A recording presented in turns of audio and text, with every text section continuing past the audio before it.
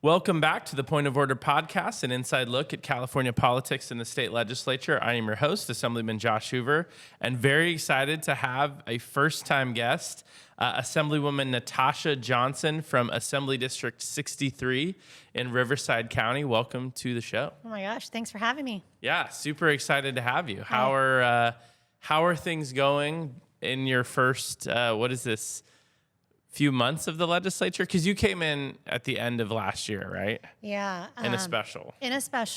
So I definitely didn't take a traditional path to getting here. Yeah. You know, we had 90 days to run. We had a couple of days to decide. It was a very quick decision. So That's tough. You know, it is tough. But I look at it as a perspective of it really helped me figure it out fast, which helps you be a little bit more poised for the year. I came in on that last week of the legislative year. We voted on 593 bills. It's forever ingrained in my brain. I want to find a way to commemorate that. I'm not sure that getting a tattoo of that is appropriate, but I do. That will never be lost on me. Yeah. When you've never made a vote and then you go to making 593 in 1 week, Yeah. you learn fast, right? I felt so bad for you that week because it was just, you were just thrown into the fire. Yeah. And we're all like thrown into the fire in a way Sure. because anyone that joins this job, it's like sort of drinking From a fire hose and like you're I don't know, you're trying to learn a lot at, really quickly, but you were like that times 10 because you came in end of session. I know. All the bills to vote on. And then you presented a bill that week too. That was one of my biggest memories is there was this big protest that week in the gallery, just people yelling at the top of their lungs, and they didn't clear them out. And we just decided as a legislature, as the assembly, like we're going to just push through. Right. And we're going to we're not letting democracy be interrupted, right. Yeah. By protesters or whatever. And so you had to give like a speech over all this yelling. And I was just like, I was so impressed. Well, thanks. It didn't feel like a bright and shiny moment, but in retrospect, it goes to tell you about this crazy story of how I started and my introduction into the state legislature and Capitol. But, and I will take you back for a moment just to remember we were on the floor till 3 a.m. that night. That's true. Which I'm told is the first time in over 20 years we've been that late. So all this leading up to first week, all these votes, late nights, I'm like questioning every life decision I have right now. Why am I here? But to your point, that speech was really important. You raise your mic when you have something really important to say. And when I was knocking on doors in district during the special, one of the biggest questions was, where did I stand in support of charter schools? Yep. And that was that bill, 414, was the charter school bill. And so for me, it was important to share not only personal testimony, but, hey, straight from home. This is how it affects people at home. And I know it affects everybody in the state of California in all the districts. So my first floor speech, 1 a.m. with protesters in the gallery, screaming, really, you have blood on your hands. Gaza protesters. All I know is I remember Assemblymember Gallagher coming up to me and saying, they're only picking up your mic. Just keep going. And I'm like, okay, but I can't even hear myself. Did you get a clip of the video after? I did. Could you hear the protesters in the background? A little bit. I mean, a little bit. Because from our perspective, they were really loud, but I think all we could hear was resonating, like pounding on the gallery. Exactly. But, it was really interesting because when I watched it back, I even made a comment that I was competing with the gallery, and if you just see, you don't see that, so people are probably like, what is she talking about? That's funny. But it made for a really interesting introduction and a really great start to this legislative year, because it couldn't have gotten any worse. No. After that, you're ready for anything. I am tried and tested, and we all question our life choices, but I could definitely see that happening that week for you, for sure. So glad it's behind me. Happy to be here and feel like I'm battle tested. To be prepared in 1 week, hey, that's not bad. That works. That's a good crash course, right?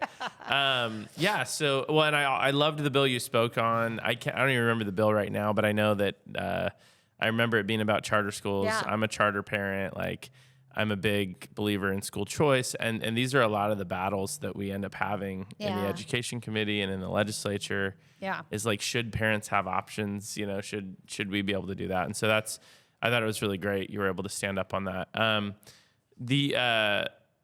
I think moving back a little bit, tell us a little bit about your background. Like, how did you get to the assembly? What did you do before the assembly? Like, tell us a little bit about that. What prepped you for that crazy week that you survived, right? So I didn't have like I said, I didn't take this traditional path to the assembly. I had a full-blown corporate career.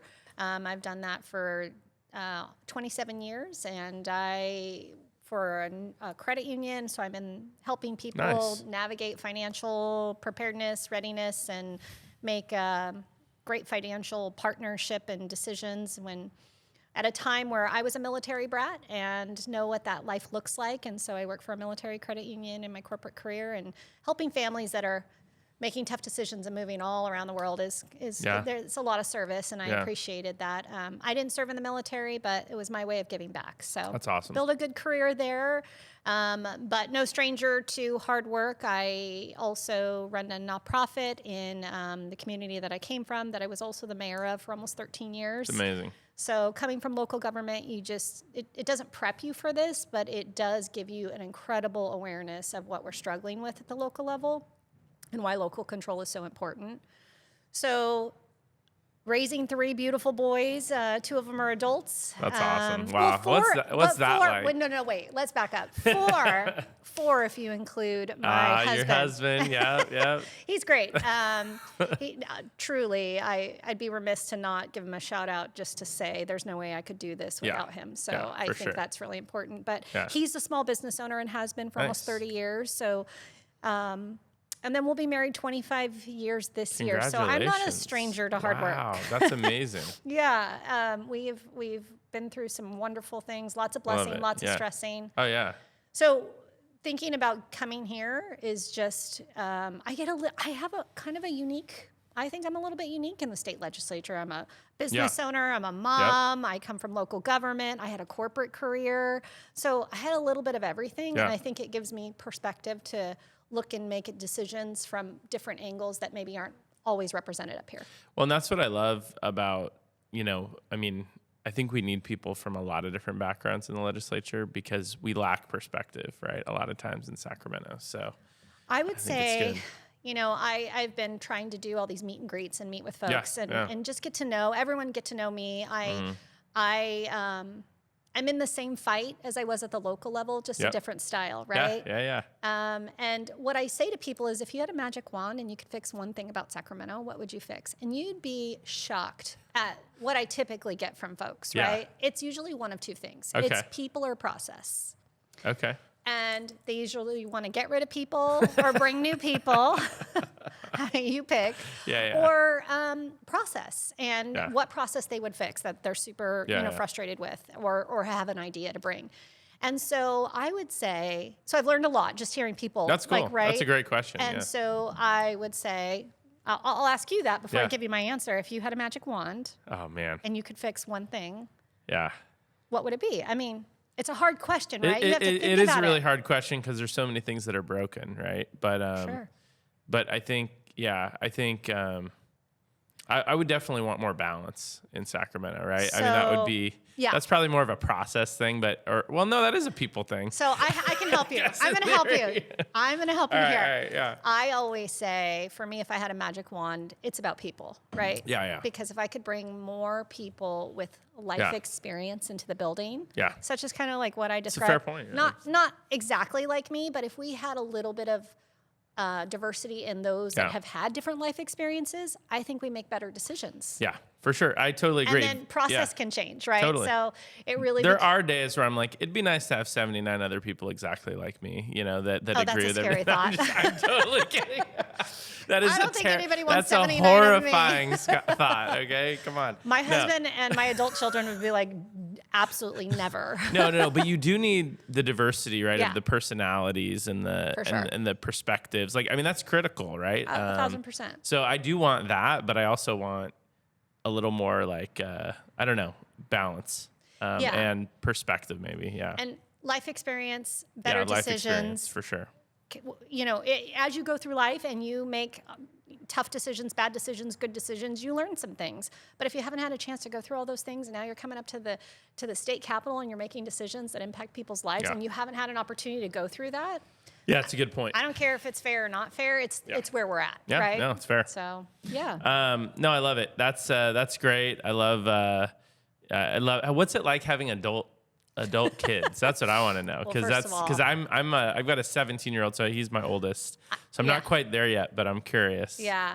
I have he's my baby, so I have a 17-year-old. I'm on a different end of life. As a matter of fact, my middle son will graduate college this weekend. It's the best Mother's Day gift you could ever get. I love it. Having adult kids is like, people say that having grandkids, I don't know anything about that yet, but that's the most magical experience. Yeah. I think having adult kids is, here's the deal.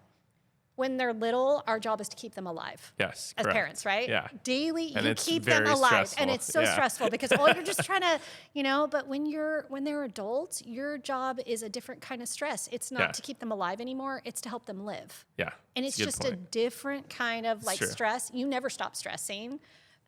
It's just a little bit far removed. And I will say, my kids are like, "Why didn't you do this sooner?" Because they grew up the mayor's kid of a small town. Yeah. And that's rough. Yeah. Right. Because everyone knows Everyone knows who you're. Yeah. And now they're like, you're a state legislator in Sacramento. Why didn't you do this when we were little? So did you feel like, why do they prefer that? I mean, there was just a lot of scrutiny. Okay. Yeah. I mean, think about it. The community I come from is just under 80,000 in population. Yeah. It's small town. Yeah. It feels great. Everybody knows everybody, and they grew up in that. Yeah. And they also went through like some tough challenges. Some, like things where the eye was definitely on them, like natural disaster, COVID.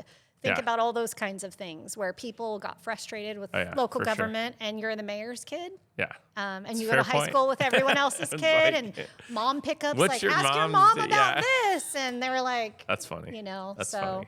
Interesting. Cool. It is a blessing, but they're in this new chapter of life, and I think Scott and I, my husband and I, are really loving watching them live. However, we miss being busy. Like, I'm in a new kind of busy. Every parent will be like, "Oh my God, my days are full. I've got that's soccer, how I am right now. I've got so many recital, sports. I've got this thing," and we still have a little bit of that with our youngest. He's a theater kid, but we miss it. Yeah. And I would say for those going through that stress, you'll look back and be like, "Man, those were the days." So I went and picked up my daughter last night. She was babysitting. She's 14. She was babysitting for some of our friends. Yeah. And they had a sign on the wall of their house that just said, "These are the good old days." And I was like, okay, that's so true though. And I'm in it right now, so I'm feeling that same thing. So you have a senior then? I have a junior. He's a junior. Okay. And then 8th grade and 6th grade. So we're in that season of like, the good old days, like I think everyone, even at back home and everyone across the state, we're in graduation mode, right? Yeah, totally. Whether it's high school, middle school, kindergarten, college, whatever. And I feel like these moments just go by so fast. We blinked and we're here. It's crazy. And my son had his prom over the weekend, so oh gosh, that's a whole ordeal. He was in his tux and he had his bow. He went with the bow tie, which I gave him the option. That's a bold and he went option. with the bow tie. Yeah, good for him. So I was like, all right. Yeah. I couldn't pull off a bow tie. Boys are a little bit easier with prom. Just. Oh, that does not surprise me at all. I'm so grateful. I mean, having all boys, I was ready to be this girl mom, and then the good Lord said, "No, you're going to be a great boy mom." And a lot of fun, but a lot of testosterone in my house. Yeah, I believe that. Prepped me for Sacramento. That's hilarious. I love it.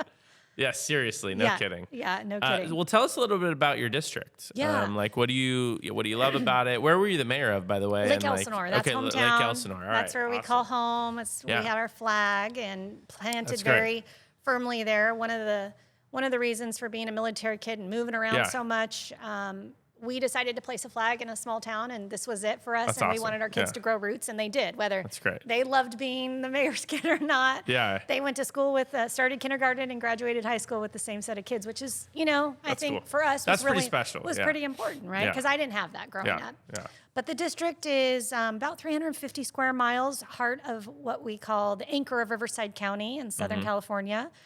7 cities and a bunch of unincorporated areas. So We, just about 500,000 people in the district, and vast, it goes from one end of the spectrum of needs from, I've got Horsetown, USA, where there's more horse per capita per people in Norco, to a really, hometown, and that my own hometown with a beautiful fresh body of water, Lake Elsinore, that's really great, all the way to a booming city of Menifee that overnight has created this great growth. So, and everything in between. You've got Corona and Riverside and Eastville. And so it's got very cool, interesting needs. What I love about the district is I know it well. I love it.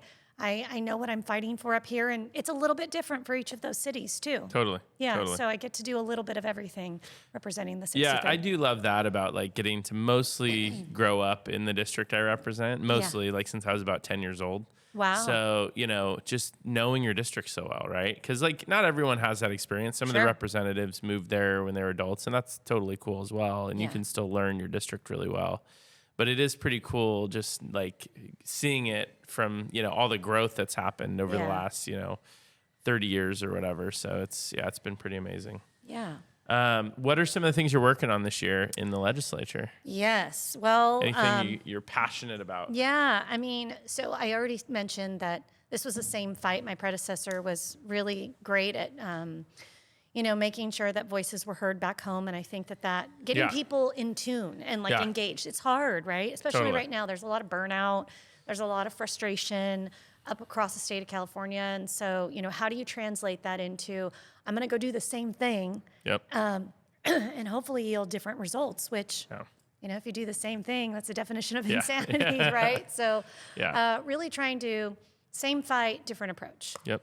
And this year for me, I didn't focus on headlines or really interesting, like things that are going to land us on Fox News, as I say. Yeah. We were looking at cutting red tape, lowering the cost of living in California, and just making government function and helping with some local control things, things that make quality of life back home better.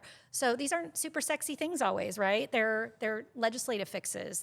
They're tweaks. And so as a new legislator, I learned you get 35 bills, and I didn't even understand the scope of like what that meant, right? I'm new. I'm like, that doesn't seem like a lot, but in reality, in retrospect, that's a lot. It's a lot less than it used to be. It used to be 50. Away. I just learned which this. is crazy, before you got here, we were at 50 per legislator, which I'll be honest was way too much. I don't even know how you would work 50 bills, right? In the sense of like... Don't talk to my staff, because if you give me 50, I'm going to do 50. But if you give me 35, I'm doing 35. Okay. And I think, I'm one of those weird legislators that I'm like, hey, I can't miss an opportunity. I can't waste it. Because, sometimes bills, I think... I always complain about there being too many bills, and I complain about other people's bills a lot. But my bills are all amazing. That's my perspective, right? But isn't it all our perspective? It's like every legislator's perspective is my bills are the good bills, the best. But seriously, it's like sometimes you run bills to get rid of.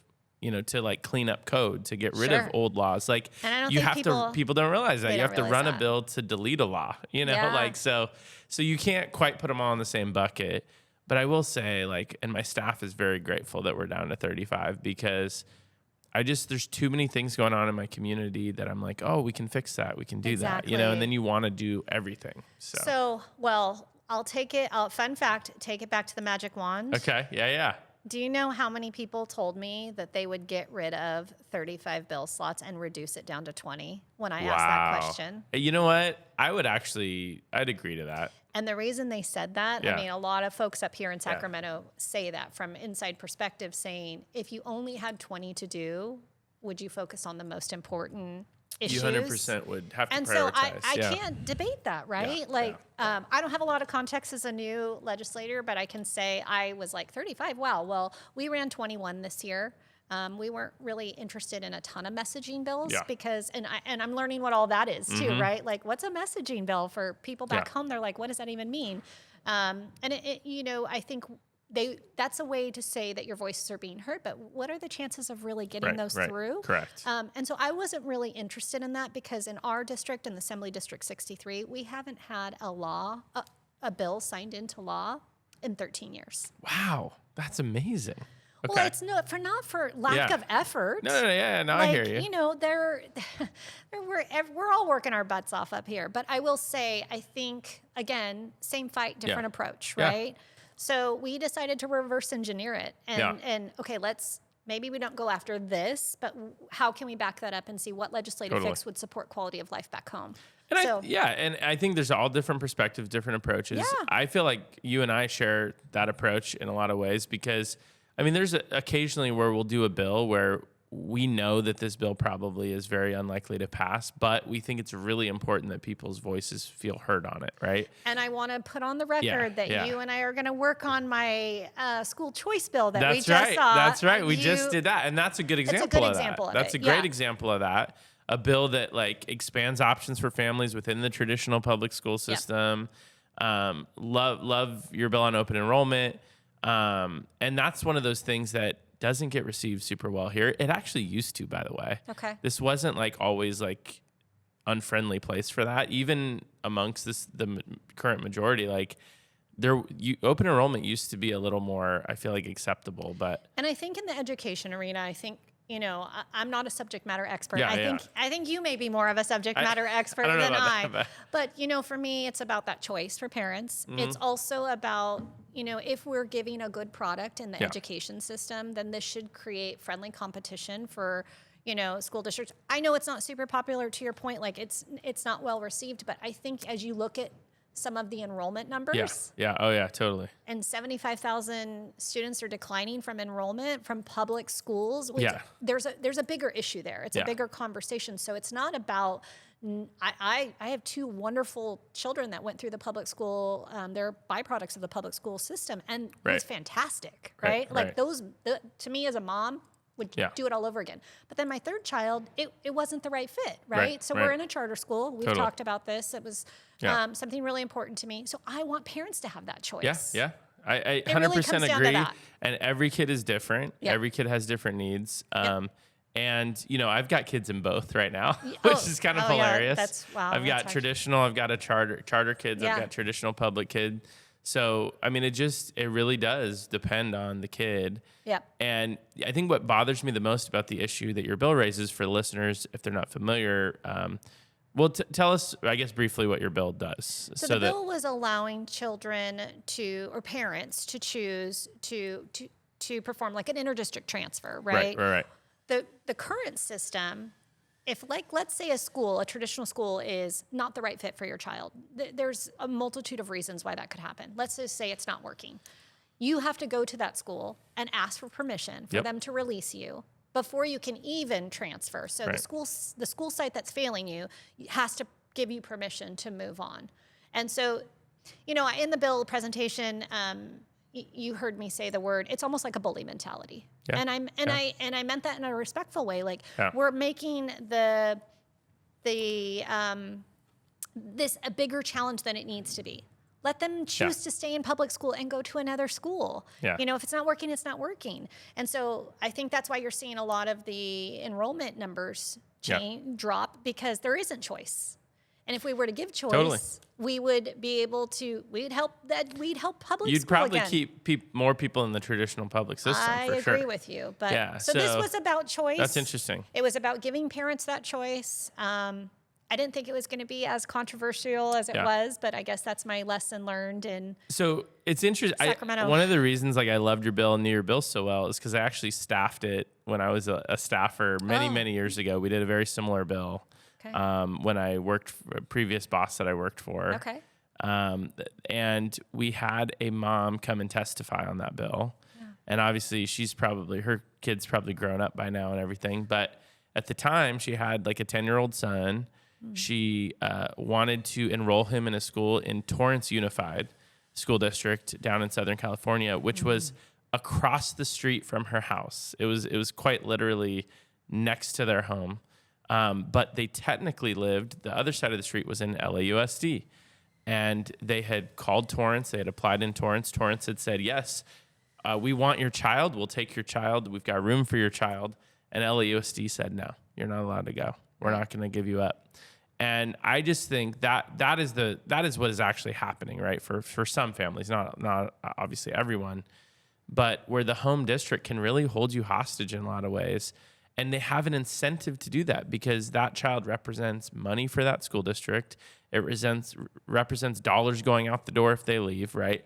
And so I hate that mentality. It's like, no, it's not about the school district's best interest. It's about the child's best interest. And I think that's why I love your bill so much, because it's just something that I think is common sense, is that the kids should come first, and they're not under the current system. Well, I would say we have to have a rare sense, because if it was so common, everybody up That's here a fair point. Everybody up here point. would have it. But I am looking forward to continuing that conversation with you, and I meant that because I think we take another stab at it. Yeah, I agree.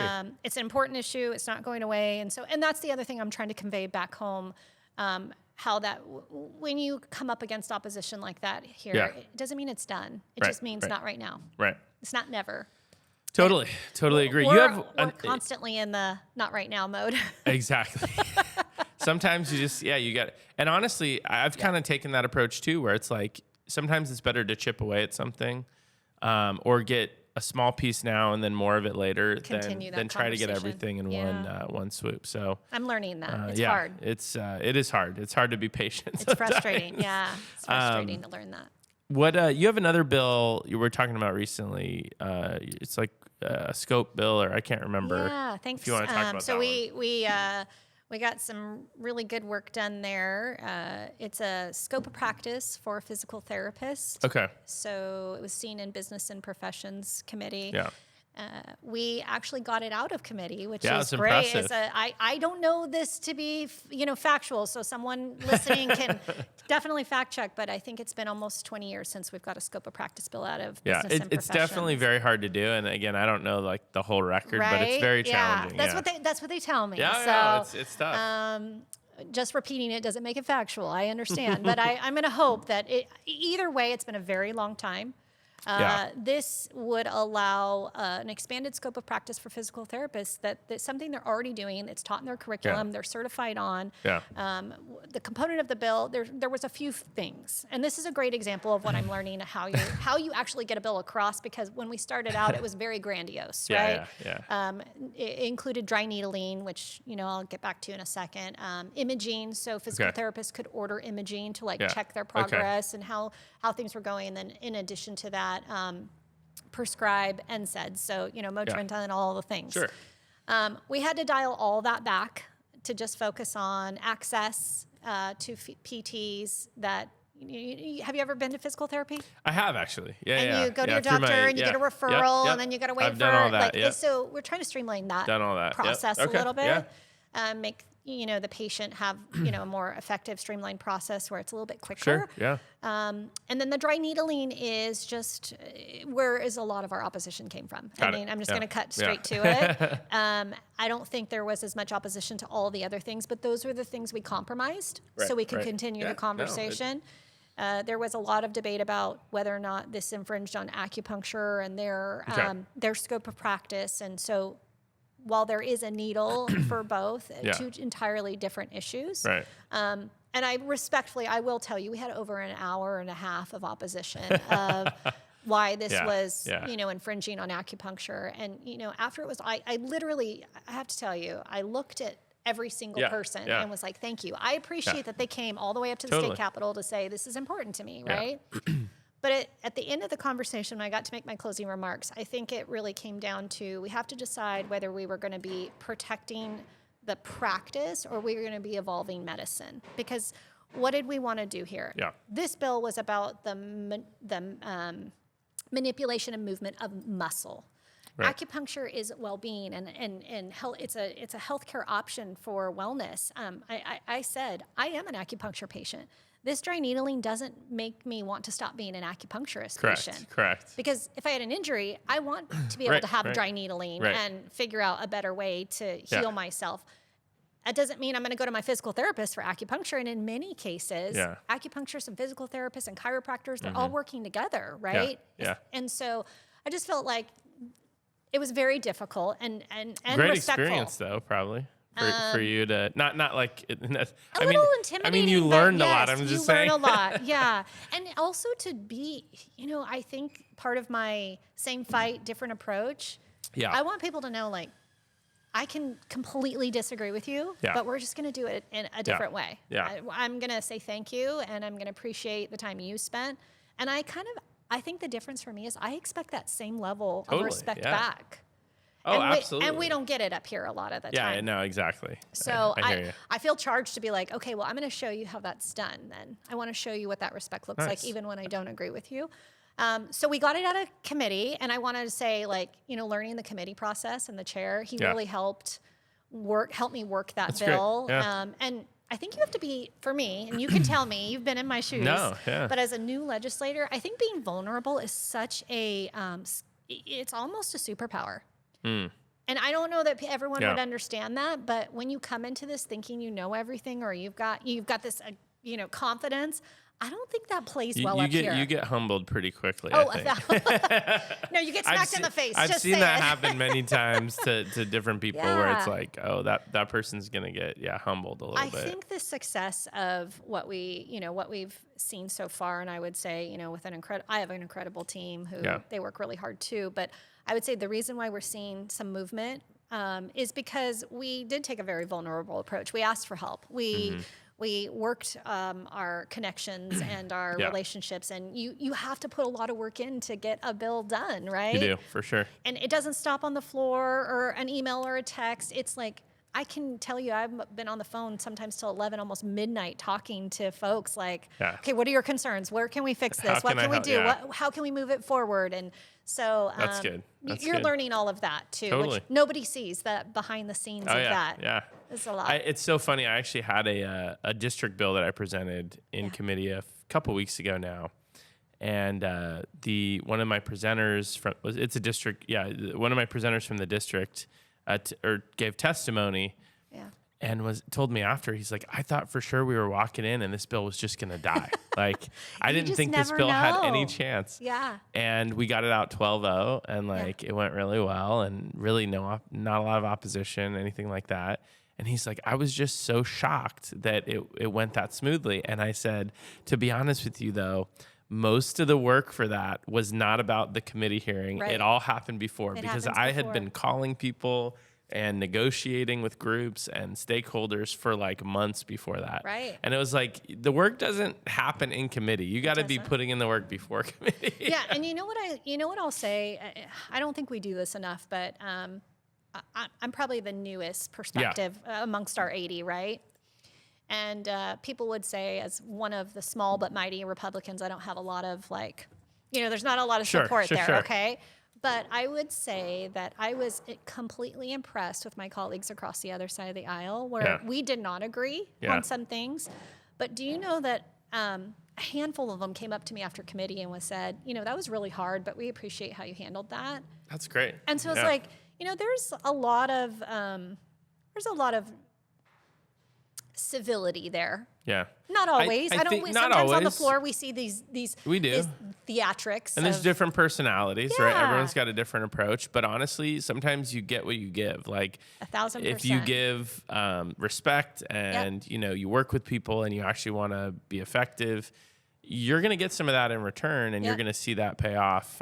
Some of my no votes actually came up and congratulated me afterwards. Interesting. So it's like they can also appreciate the process, right? So I was like, there's some cool things I'm learning that people don't always get to see. Yeah, that's cool. Yeah. So last question for you, and then we'll move on to some stories of the week. Yeah. But what are some things you like to do for fun when you're not working in Sacramento, working on legislation, or working in your district? So I have what's called a helium hand. Do you know what that is? I have no idea what that is. What? Okay, so imagine someone says, "Hey, we need help with this." My hand is like helium, and it just goes up. Oh, I see. And I don't know how to bring it down. What? My husband's trying to anchor it to the ground. That is hilarious. So a lot of my fun actually is just being, present in community, and I happen to be an executive director for a really great nonprofit, Cops for Kids, I've been involved with for a long time. Yeah.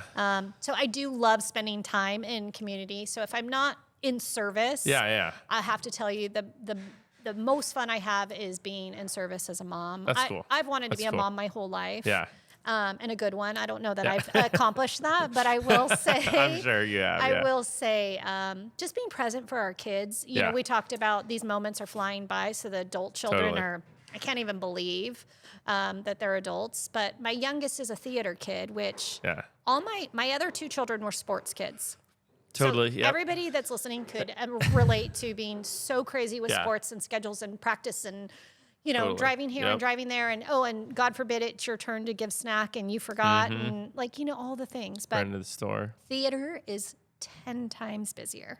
Yeah. Wow. It's That's auditions, wild. it's rehearsal, it's hours in the theater. That's crazy. And I have loved every second of it. All right.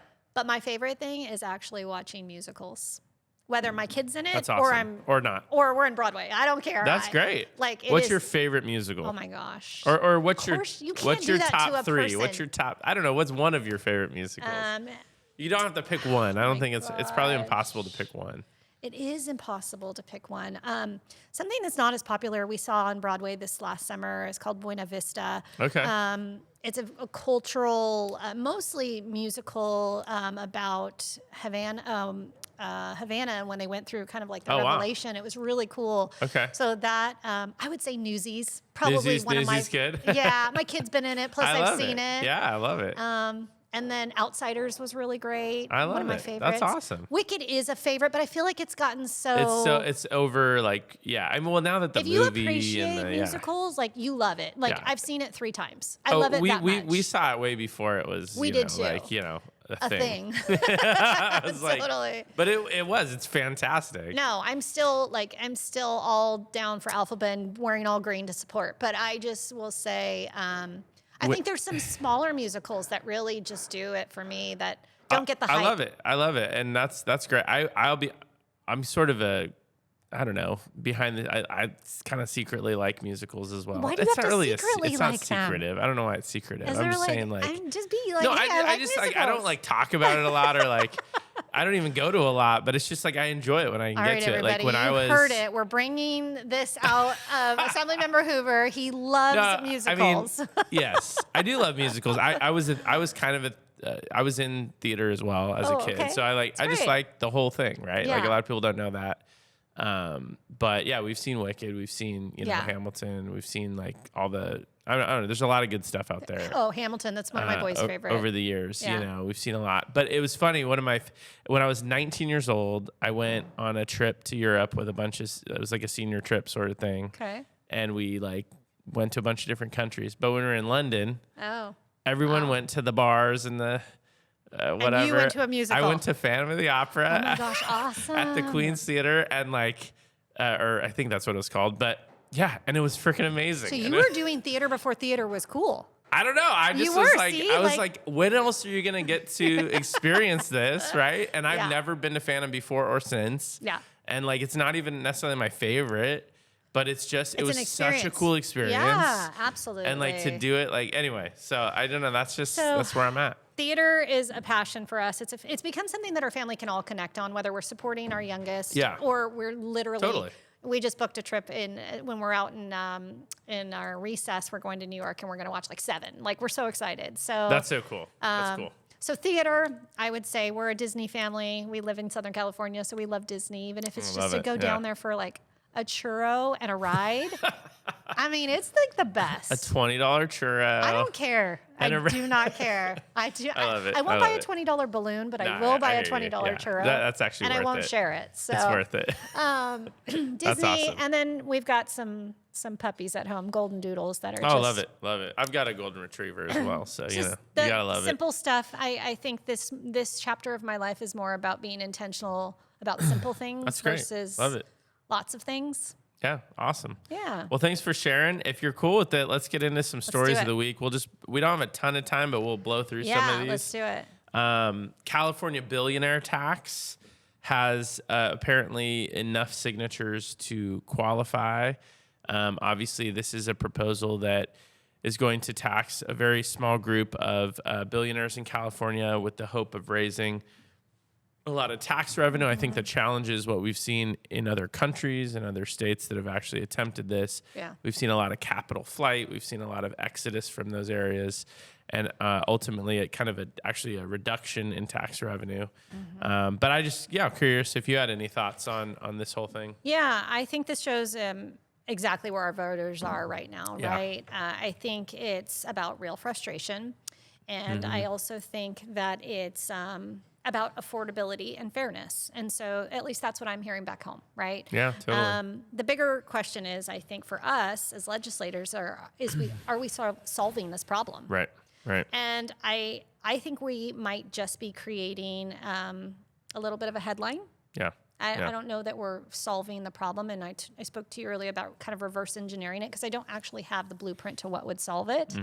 But I think we have to be careful about policies that sound good, but they're going to drive 100%. jobs out and investments out of the state, which we are already struggling with. So I think for me, it's a bigger question. Yeah, no, 100%. And I think, as with a lot of things in Sacramento, there's always unintended consequences. For sure. And the frustrating thing about this policy that is being pushed, I mean, there's a lot of people on both sides of the aisle that have a lot of concerns about it. Right. Because we've seen it tried. And, when you see it tried and you see it not work out, Right. you really have to ask, why would it work out now? Yeah. Right? Why is it going to work out in California? I think this is one of those things, and we'll see what the voters end up doing. I mean, I honestly don't know. Right. I think the polling's really tight, honestly. I haven't seen the latest polling numbers. I think it might be slightly favored, but honestly, a lot could still happen on that. So I think it'll be interesting to see what the voters choose to do on this. But at the end of the day, you're going to have a lot of unintended consequences. You're going to see a lot of investment sort of leave California. Yes. And I think you're going to see a lot of tax revenue leave California. And the people that are hurt by that tend to be the people that need those programs and those services the most, right? So you're really hurting the people you're trying to help. And on top of that, if we really care about getting people out of poverty and helping improve their lives, we need to be growing the economy. We need to be creating more opportunity. And I think this has the potential to do the opposite. So it's hard. But as a follow-up to that, not Yeah. just the growth of the economy. Yeah. Remember, I'm a banker, right? Yeah, I come yeah. from banking. I think we need stabilization for California long term. Growth is great. Yeah. I mean, it's fantastic, but if we can't stabilize that growth, Yeah. it's a Band-Aid, right? Yeah. Yeah. And so I worry about the long term, the bigger picture of that. Totally. Yeah. So we need to stabilize California with long term with solutions. That is where the ticket. That's where we're going to do our best work. Totally. Well, whatever the voters decide, Yes. the next person that gets to deal with it is going to be whoever the next governor is. Have you watched any of these governor debates? Because I have my not. gosh. So You I'm have just not? I have not. I've watched clips, but I just don't really want to put that's how we're myself through sorting that. our acquaintances right now. Yeah. Do you watch it or do you not? Right? It's it's I a bucket. I don't know. I mean, I know some of these people that are debating. Yeah. And it's I'm interested in seeing how they do, but I just don't have an interest in watching these I things. have watched. Okay. Not all of them. I watched the one last week. Our Yeah. schedules don't really allow for us to sit in front of the TV. No, we don't get a lot of time, but you can kind of listen to them. But I know we get a lot of clips, and we see it clips, social media, and we see Yeah. all the things. But I really did want to see firsthand, from start to finish. So, yes, I have, and I was really frustrated, to be honest with you. Yeah. I watched it, and I thought to myself, first of all, I know ballots are out now, and we're 28 days away from the vote and all that. But 61 candidates. Oh my God! So I saw that just ballot. Process. I haven't got my ballot, but Yeah. I saw a screenshot, and I was like, Are you? "How do kidding we me? do this?" Insert the word that applies. Are you? Oh my God! Kidding me, right? Exactly. It's so crazy. So I did watch them. I think that there is, the best way I can say this is I think there is a lot of concern.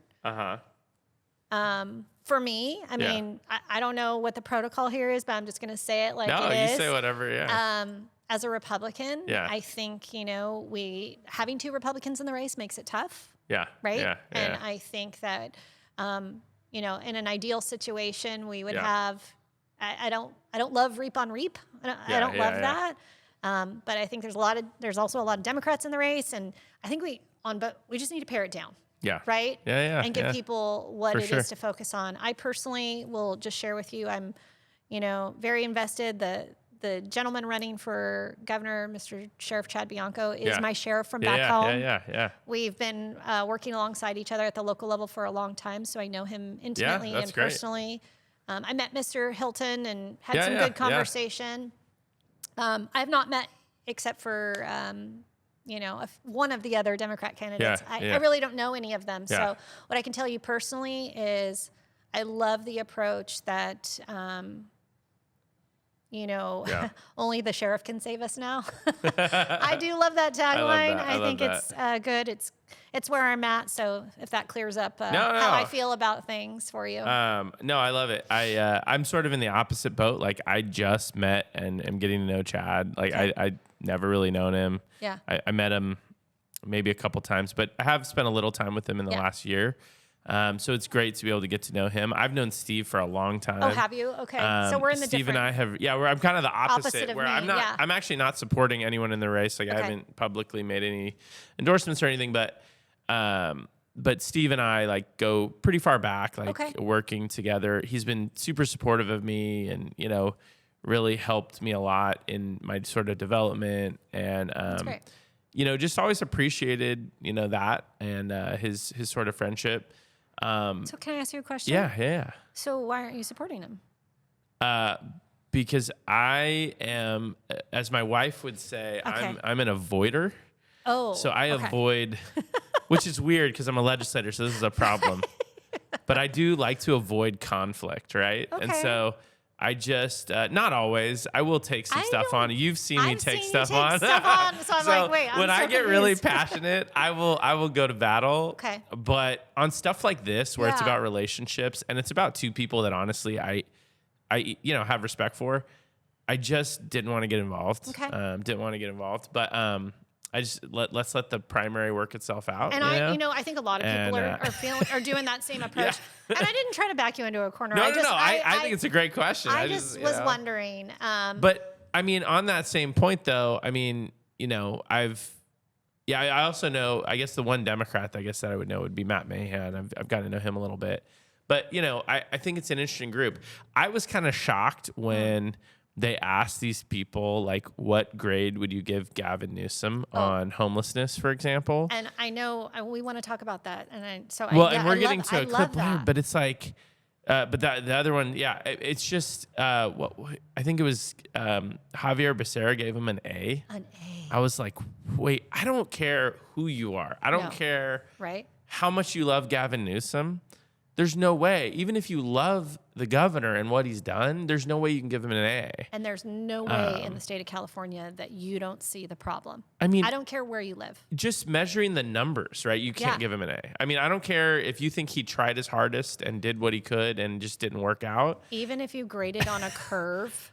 You can't get an A. You can't get an A. And then Katie Porter gave a B, and then I just thought it was hilarious when Steve was like, I would have loved to be in your class. Like, no, you're seriously. like the easiest grader ever. Yeah. So that was pretty funny. I will say, to wrap that up, for me, a lot of people will ask, do you think, the sheriff has a good shot? And I would say, only the voters get to decide that. We need we need voter turnout for the governor race, for the voter ID, for all the things that are on the ballot. But this is a quick shameless plug. I was a local leader for a really long time. Yeah. I went through some really tough stuff. I went through natural disasters, fires, floods, flowers. We could talk about the flowers another day.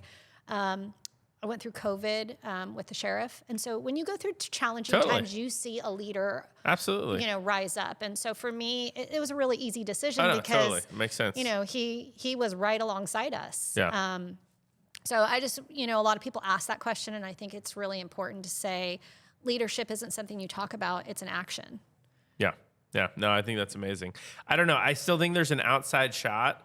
I'm pulling up the list of candidates. Oh, are you really? For living for God and country. I think that is... Hey, seriously, I was like, my wife was like, she's not even a political person. She was like, what is happening? Like, this is so wild. And, I'm down for that. It sounds like my bio, right? Honestly, yeah. Like, it sounds great. I'm like, this person is going to get some votes just for that. Yeah. But, no, there's so many names on this list. 61. insane. It's So just absolutely insane. One of my sons was home over the weekend and we pulled out the sample ballots and we were looking, and it's overwhelming. I can only imagine. I don't even know how you find. Let's talk about the everyday average person, because for me, that's what we're up here representing, right? Yeah. They go to vote and maybe they're not as in touch or connected, and maybe they live in a small town where they're just trying to go to work every day and pay their bills and raise their kids and do the things, and they open this book and they're told they have to go vote because it's so important. And what do they do? And they see this. What do they do? I mean, they've got to do research, but 61. Well, and doing research is important, but this is just overwhelming. No, it's absolutely. And talk then about limits. How many votes is Barack Obama Shah gonna get? There's a guy named Barack Obama Shah. Like, his name ID is shockingly high, I'm sure. Just like we want to limit the number of bills we could submit, I think we should limit the number of candidates. And you want to be careful with that, right? Because you obviously don't want it to be too hard for people to run for office. No, I don't. But you also have to have like some sort of balance there, right? But I mean, all these people in theory paid their filing fees, and I don't know. I mean, I just think it's wild how many people have a desire to be on the ballot in California. But this is the person who's going to lead California. Yeah, for sure. So 61 choices. Good luck. It's crazy. It's crazy. So we'll see what happens. I'm gonna let's see. I'm gonna just see other stories that we want to talk about. I think I'll skip a couple here. Sure. Big bill, I think bad news, a little bit of bad news. Big bill that died. Senator Roger Nilo I was a co-author, really important bill to reform elderly parole program in California that has been, again, I've talked about on the podcast before, but just to recap, in California, if you have served 20 years of your sentence and you are 50 years old, you can be released on parole. You can become eligible for parole regardless, with very few crimes exempted from that, right? Yeah. Serious sex crimes involving children, crimes that people would be horrified that you're getting out into your community. Yep. This is what's happening in California, and this bill would have actually taken a lot of crimes, basically exempted them from this program, right? So a lot of the really worst sex crimes, it would have taken those out of elderly parole. You would not be eligible if you've committed those set of crimes. I thought it was a very targeted, smart approach to keep our community safe, and the Senate Public Safety Committee killed that bill. Yeah. This is sort of par for the course. I've complained about the Public Safety Committee on both houses for a long time, but I just think it's really sad. It's really sad. So learning that's probably one of the toughest committees, right? Yeah. That's what I learned. I introduced a public safety package this year. Met with a lot of resistance, but I think for you and this is where public safety and reform intersect, and it's not simple at all, right? Like, it is very complex, and I think a lot of people expect it to be simple because it's public safety, but it's not. Right. Yeah. We have to have conversations about reform, specifically like this, and we also have to keep victims and communities safe at the center of every decision. I was on the other end of this. I did a AB 109 reform bill. Oh, right, yeah. In public safety, and trying to help with what I experienced at the local level, which was the overcrowding of county jails. Yeah. If you have a sentence of 6 years or more, you need to go to prison to do that time, not take up space in our county jails because we're saying we have no room. I didn't mention this in my testimony when I was presenting in committee, and I was so bummed because 2 weeks prior to that, I went and toured Sac State Prison. Yeah. Remember, I was telling you about that. I did. I told you about that. In Folsom, that's right. I did. Yeah. And I got to see. Did you go to the historic Folsom Prison or the Folsom? I didn't get to tour it. You didn't go to that. To okay. It, but you went to the new SAC to the CSP. Yeah. Okay. Yeah, we didn't have time to do. I took my staff too. I really wanted them to firsthand get perspective of like, here's what we're fighting for, right?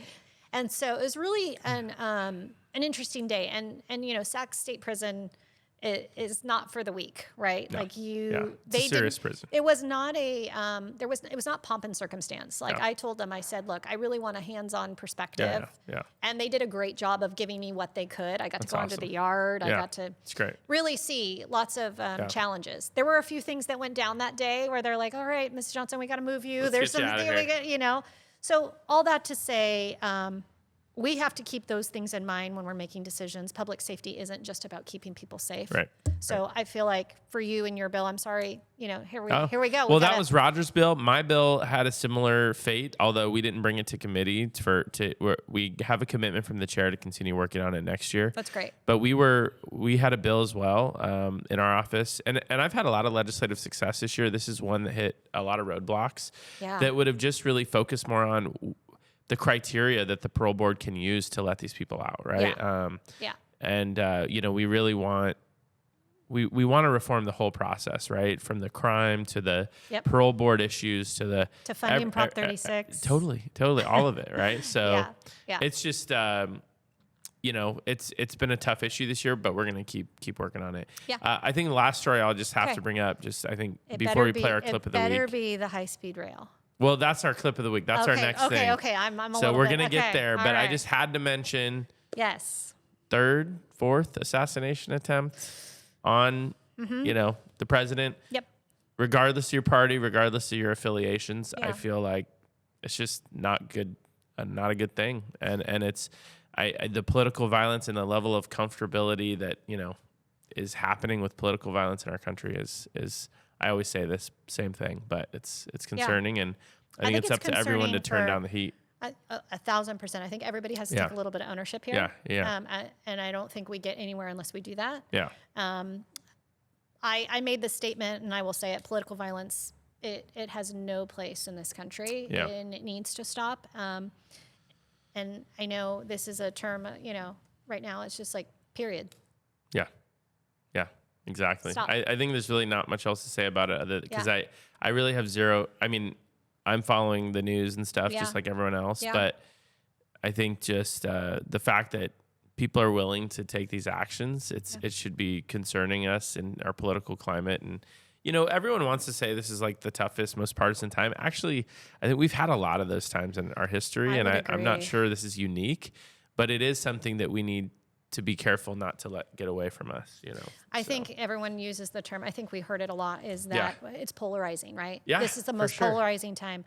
But I'll say this, we can disagree. Yeah. And we need to do that respectfully. Yeah, totally. And I think we've lost sight of a lot of civility in politics, whether at the state level, at the local level, at the federal level. Yeah. We can never cross this line. Civility and humanity.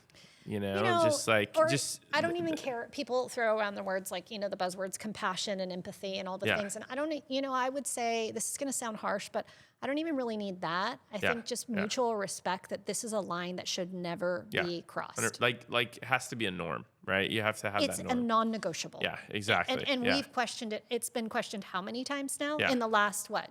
Yeah. 18 months? I was on this radio interview recently, and someone asked me, how do we, address some of that? And I just feel like a lot of it is we live so much of our lives online, and you just don't have the same connection with people that you did before that, right? So, and you're constantly being fed information, whether it to be factual or not factual. I think it creates the environment in which we are a very reactive society. I would love for us to move to what we're honestly, what I'm working towards, like a proactive, response to these things versus when things get out of control. And I would say, to say that the assassination was out of control, that's an understatement. Yeah. Right. It's somebody's life we're talking about. Yep. The intention was to end somebody's life. Yeah.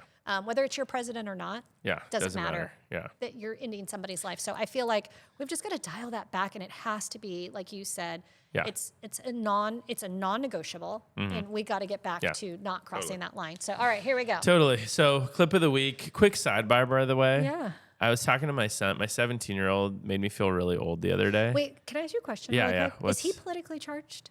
Who? Your son. My 17-year-old? Yeah. I would say that he is. He's not overly political, meaning I would say some of his friends are more so than him. Okay. Which is kind of interesting. It is, yeah. But he definitely cares a lot. For sure. And he has a lot of beliefs, and he's way more conservative than I was at his age. Okay. And I'm like, where does that come from? And it's not just because he's my son, right? Sure. This is not I'm not sitting him down and indoctrinating him every day.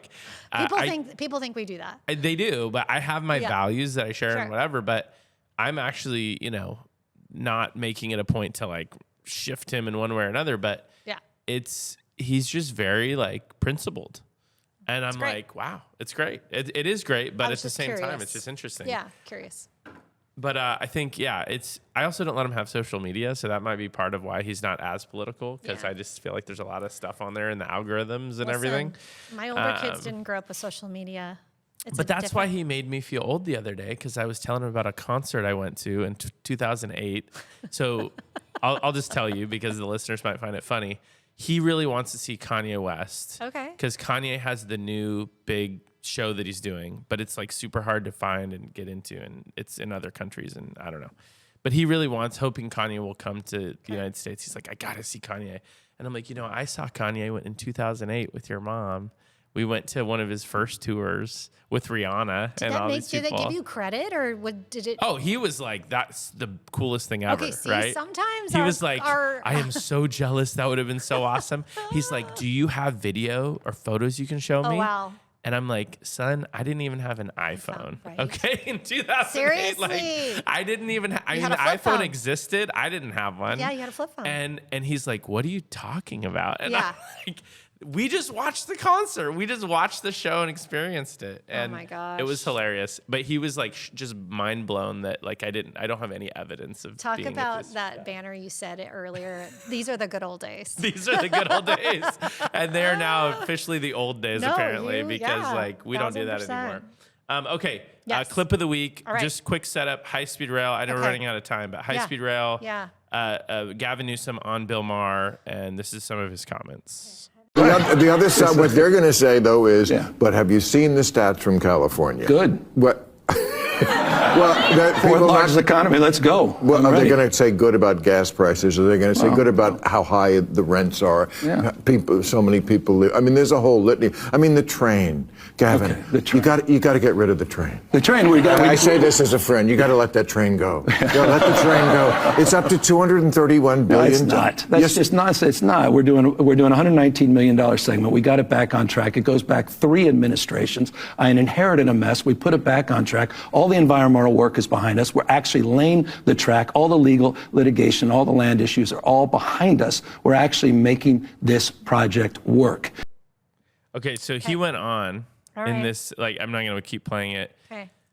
But he went on to do his whole, you've probably heard him saying this. We got to update our talking points. We're this, and we're this awesome, and we're this awesome.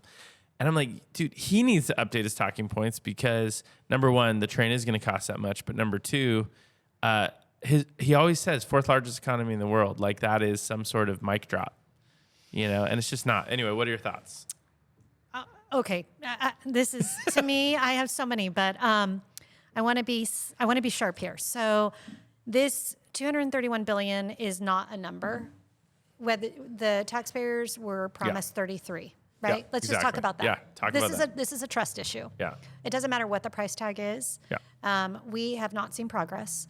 And here's what we are on track. The fourth largest economy, I know he mentioned that and he continues to mention that. Let's talk about this being the most expensive infrastructure project practically in the world. It's on track. Yeah, I think David the other day on his first said that it was the third most expensive ever. Yeah. After the international highway system the interstate highway system and the International Space Station. In the world. In the world. That's wild. I think that's the mic drop. Yeah. We are talking about a project. And so I think for me, everybody's frustrated by this. We have, he says, I hear that in that clip, he talked about we're laying track. Well, I haven't seen any track. I don't know if you've seen any track. Yeah. I don't think we're laying anything. I think we're laying the foundation for this to be a very mismanaged project. Yeah. That was promised as a certain price tag. This is like buying a car. You see a sticker price, and then by the time you get out the door, right? This is why there's no trust in that process. 33 billion to 231 billion. I don't even know what the percentage of that is. I'm a banker. You were off by 200. It's like 500%, but you're off by $200 billion. Okay. Accountability shouldn't be optional. The price tag keeps growing, and we have to stop. And especially May 14th, I think that's the date we're going to see the May revise, right? I'm not sure. Everyone keeps telling me it's somewhere around there. Somewhere in May, we're going to see this May revise. We already know what we're looking at. We already know we're looking at a budget deficit, and yet we have a project that hasn't laid a single track that is off by hundreds of billions of dollars. Hundreds. Mm-hmm. It's a quick fix, right? Yep. we're seeing the impacts of a decision that's going to supposedly take us into the Central Valley into what? What is this project benefiting when we've already talked about it? Investors are leaving. Yeah. People are leaving. Kids cannot, our kids, my kids, your kids not quite yet. My adult children cannot buy a house here. They cannot afford to live here. They can't even afford to rent here. Yeah. Right? Yeah. And we're focused on a project, $231 billion, and the train to nowhere, whatever you want to call it. There's so many, memes and all the things. At the end of the day, this isn't about a sticker price. It's about we lost trust. Yeah. And I don't know how we fix that. Well, and I think Bill Maher is just channeling the normal person where it's like, just give up on this isn't working. This isn't gonna give up and help our budget get back to being focused on something else. But the governor is quite the master of the shift, right? So he said $231 billion, which his own Bill Maher did, which his own high-speed rail authority says the project will cost that much if it continues on its current path. Correct. That's not a made up number. That's from his own people. Now, Gavin turns around and says, no, it won't. That's not true. We're building $119 billion segment. It's like, well, wait a second. Yeah. Those things, the segment you're talking about is from Merced to Bakersfield. The voters voted for LA to San Francisco. So what are you talking about? Like, he's really good at twisting it so that it, it's like, no, it's $119 billion. Yeah, for the first segment. But I mean, it's just really insane to me how good he is at sort of like obfuscating the truth, right? So we get a new governor. Do you think they immediately cut this project? I don't know. I'm not convinced of that because Gavin wanted to do that. He was very anti-train when he came in. And now he's become the salesperson. And he after a year, he actually talked about it publicly, and then it went away, and he recommitted to it. So I don't see that. I don't see that happening unless the voters step up and kill it or something. But we'll see what happens. So are you gonna make any predictions? Will we ever see the train in our lifetime? I don't think I'll ever ride that thing. No. I mean, even if I wanted to, I would ride it if it existed. I just don't think it'll exist. Yeah. Interesting. So, the money's not there. The money's just not there. Oh. You're not going to build this thing on $1 billion bucks a year from the state taxpayer, and there's not going to be private investment, which people keep claiming they're coming. They're never. I don't think that's ever coming. No, I don't either. So yeah. Okay. All right. Well, hey, let's see. We'll let you go. Let's see. Real quickly, you haven't been on the show, but sometimes I read Babylon Bee headlines. Are you familiar with Babylon Bee? Only because I heard you do this, but no, only because you heard me. Okay. Yeah, I'm. So what do you tell me? So it's just a satire website, right? Yep. Sort of. Yeah, I just love it, but I just like to open it and see what's on there. So this one you'll appreciate as a parent. Okay. Parents excited to learn what grade they got on their kids' science project. I think that's a good one. It's a great one. I think that's a good one because... or their mission, or their California mission project. Exactly. Oh, the mission project. Remember the mission project? I will always remember that. Yes, that's just crazy. Yeah. Let's see. What else we got on here? There's like so many... There's some... Newsom says California population is actually growing if you don't count all the people who are leaving. I think that's pretty good. Emotional passengers board final Spirit Airlines flight for one last all-out brawl. I think that's pretty funny. Spirit closed. Yeah, I know. Have you seen all the memes of people updating their resumes, saying that they've been the regional director of Spirit because that's hilarious because they can't verify it. They can't verify it, but. So I'll say for this, sometimes satire feels a little too close to reality in California politics. I know. It's just, I'll close on this one just because I found it kind of funny. Amtrak informs small town girl living in a lonely world that they don't actually have a midnight train going anywhere. Well, according to Gavin, they could maybe. Hey, you never know. You know, I thought that one was really funny. Yeah. Anyway, final thoughts before we let you go. Thanks for coming on. Final thoughts. Well, thanks for having me. This was really fun. I didn't know what to expect, so this was good.